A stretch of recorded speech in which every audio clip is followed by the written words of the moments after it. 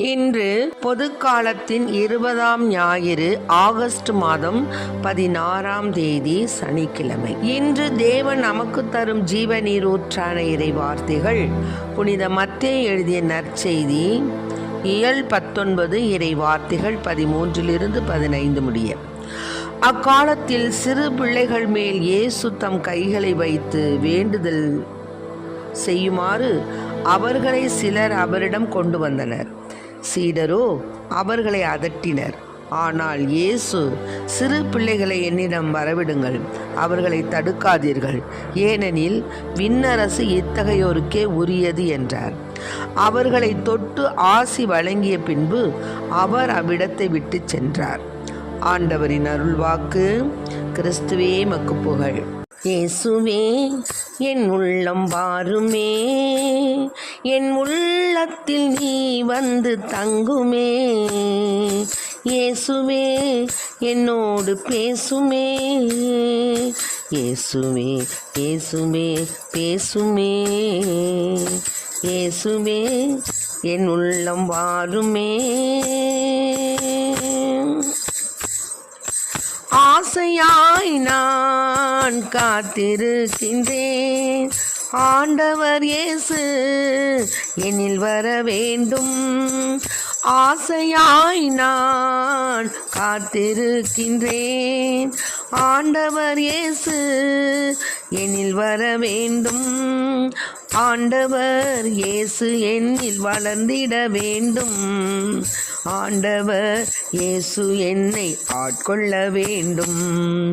இயேசுவே என் உள்ளம் வாருமே. நீ இல்லாமல் வாழ்ந்த போது வெறுமையாகினேன், நீ என் வாழ்வில் கலந்த போது முழுமையாகினேன். நீ இல்லாமல் வாழ்ந்த போது வெறுமையாகினேன், நீ என் வாழ்வில் கலந்த போது முழுமையாகினேன். நீ என்னோடும் நான் உன்னோடும் கலந்திட வேண்டும், நாளும் நெஞ்சில் புதிய ராகம் மலர்ந்திட வேண்டும். இயேசுவே என் உள்ளம் வாருமே. இன்றைக்கு நம் தேவன் தரும் ஜீவநீர் ஊற்றான இறை வார்த்தைகளை கேட்டோம். அதாவது குழந்தை மனம் வேண்டும். குழந்தை என்ன எப்படி இருக்கும் அதனுடைய மனசுன்னு கேட்டிங்கன்னா, அது தன் தாய் தகப்பனை அப்படி நம்பும். அவங்க தான் நமக்கு அப்படிங்கிற மாதிரி ரொம்ப என்ன செய்யும், தாயையும் தகப்பனையும் ரொம்ப ரொம்ப ரொம்ப ரொம்ப அது என்ன செய்யும், நம்பிக்கையோடு இருக்கும். மேலுமாக குழந்தை எப்பொழுதுமே ஒரு வெகுளியாக இருக்கும். குழந்தை மனம் வேண்டும். அதாவது வெகுளியான பண்பு. அது பேசுறது, சிரிக்கிறது எல்லாமே ஆச்சரியமாக, அப்படியே அதுக்கு எதை பார்த்தாலும் ஆச்சரியமாக இருக்கும். அது அப்புறம் விடையிடாமல் என்ன செய்யும், தாயிடம் அதை எதை பார்த்தாலும் உடனே என்ன செய்யும், இடைவிடாமல் அதை பற்றிய வினாக்களை எழுப்பி கொண்டே இருக்கும். அது என்ன, அது என்ன, இது என்ன, இது என்ன அப்படின்னு வியப்புக்கு உரியதாக இருக்கும். அதுக்கு பார்க்குறதெல்லாம் வியப்பாக இருக்கும். மேலுமாக அந்த குழந்தை என்ன செய்யும், தன்னுடைய தாய் தகப்பனிடத்தில் ரொம்ப அன்பு வைத்திருக்கும். அவங்க தான் நமக்கு உலகங்கிற மாதிரி நினச்சிருக்கோம். அதான் ஒரு கப்பல் கேப்டன் தன் மகனோடு பயணம் செஞ்சுக்கிட்டு இருந்தாராம். அப்பொழுது அவர் சொன்னாராம், மகன்கிட்ட, நீ இந்த இடத்துலே நில்லுப்பா, நான் போயிட்டு இதெல்லாம் பார்த்துட்டு வந்தேன் கப்பல்லான்னு சொல்லிட்டு போனாராம். அப்படி போகும்போது திடீர்னு தீப்பற்றிருச்சான் கப்பல். அப்போ அந்த குழந்தை என்ன பண்ணுது, அந்த இடத்துலையே நிற்கிதான். எல்லாரும் ஓடுறாங்களாம் தப்பிச்சு போக. ஆனால் அது என்ன பண்ணுது, அப்பா வருவாங்க, நம்மளை காப்பாற்றுவாங்க அப்படிங்கிற ஒரே நம்பிக்கையில் அது நின்று கொண்டிருக்கிறது. அதே மாதிரி அவங்க அப்பாவும் என்ன செய்கிறாரு, ஓடி தன் குழந்தையை காப்பாற்றுகிறார். ஆகவே இப்படித்தான் குழந்தை மனம் கொண்டவர்களாய் நாம் இறைவனிடம் இருக்கணும். அதான் இங்கே அதுதான் இப்போ இன்று தேவன் நமக்கு தரும் ஜீவநீர் ஊற்றான இறை வார்த்தை என்ன தெரியுங்களா, குழந்தை மனம் கொண்டவர்களாய் நாம் இறைவனோடு அன்பு செலுத்தணும்.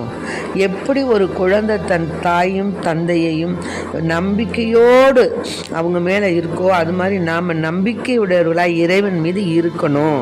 அப்படிங்கிறது தான் இன்று தேவன் நமக்கு தரக்கூடிய வார்த்தை.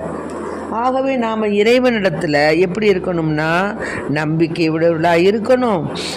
இறைவன் மீது மாறாத, அதாவது உண்மையான அன்பு கொண்டவர்களாக இருக்கணும், நம்பிக்கை உடையவர்களாக இருக்கணும். தேவன் நம்மை காப்பாற்றுவார், நிச்சயமாக நம்மை காப்பாற்றுவார் என்ற உறுதியான மனம் வேண்டும். மேலுமாக அது என்ன செய்யும்? குழந்தை என்ன செய்யும்? கள்ளம் கபடற்றதாக இருக்கும். அதுக்கு அந்த அன்பு அதுக்கு யாரையும் வெறுத்து பேசவோ அல்லது யாரையும் அவங்க மன நோகும்படி பேசுகிறதோ அதுக்கு தெரியாது. அதுக்கு கள்ளம் கபடுங்கிறதே அதுக்கு தெரியாது. தூய்மையான மனம் உள்ளதாக இருக்கணும். அதனால தான் குழந்தை மனம் வேண்டும். அந்த மனதில் எந்த விதமான பொறாமையோ எந்த விதமான தீவினையோ மற்றவர்களை கெடுக்க வேண்டும் என்ற எண்ணமோ இல்லை மற்றவர்களுக்கு தொந்தரவு கொடுக்க வேண்டும் என்ற ஒரு எதுவுமே இருக்காது. பாருங்களேன், அந்த குழந்தை அப்படியே கபடஸ்தானாக இருக்கிறான் அப்படின்னு சொன்னார் இல்லையா ஆண்டவர். அதுபோல் கபடற்ற மனம் உள்ளவங்களாக இருப்பாங்க பிள்ளைங்க, நம்பிக்கை உள்ளவங்களாக இருப்பாங்க. எதை பார்த்தாலும் அவங்களுக்கு ஒரு ஆச்சரியம், எதை பார்த்தாலும் ஆச்சரியம். அவங்களுக்கு எதுவுமே எல்லாமே ஆச்சரியமாக இருக்கும். இவ்விதமாக குழந்தை மனம்தான் நாம் இறைவனை சென்று அடையும் வழி. இறைவன் நம்மை ஆசிர்வதிக்கும் அன்பான ஒரு தூண்டில் சொல்லுவாங்க இல்லையா, மீனை பிடிக்கிறதுக்கு, அது மாதிரி. அதுபோல் குழந்தை மனம் கொண்டவர்களாய் நாம் இறைவனிடம் ஏற்புடைய காரியங்களை நாம் எப்படி குழந்தை தன்னுடைய தாய் தகப்பனை நம்பி நமக்கு செய்வாங்க, நம்ம காப்பாற்றுவாங்க, நம்மளை அவங்க தான் போஷிப்பாங்கங்கிறது எப்படி உறுதியாக நம்பி இருக்குதோ, அதுபோல் நாம் இறைவனிடத்தில் நம்பிக்கை உடையவர்களாய் இறைவன் நிச்சயமாக நம்மை காப்பாற்றுவார், நம் துன்ப நேரத்தில் நமக்கு உதவுவார், நம்முடைய துயர நேரத்தில் நம்மை தேற்றுவார். அவர் உண்மையாகவே அன்பு செலுத்தக்கூடிய தேவன் நம் தேவன். ஆகவே எந்த சூழ்நிலையிலும் இறைவனை விட்டு விலகாது இருக்கக்கூடிய வரத்தை நாம் இறைவனிடம் கேட்போம், இறைவனிடம் மாறாத அன்பு கொள்வோம், இறைவனிடம் குழந்தைகளைப் போல கள்ளம் கபடவற்ற பரந்த பேரன்பு கொடையவர்களாய் வாழ்வோம். அந்த குழந்தைகளைப் போல எல்லாவற்றிலும் நாம் எல்லா நிலையிலும் நாம் இறைவனை ஆச்சரியப்படத்தக்க விதத்திலே அதிசயம் செய்யக்கூடிய தேவனாக, நம்மை போற்றக்கூடிய தேவனாக இறைவனை போற்றி வாழ வரம் கேட்போம். ஆமென். Praise the Lord. மரியே வாழ்க.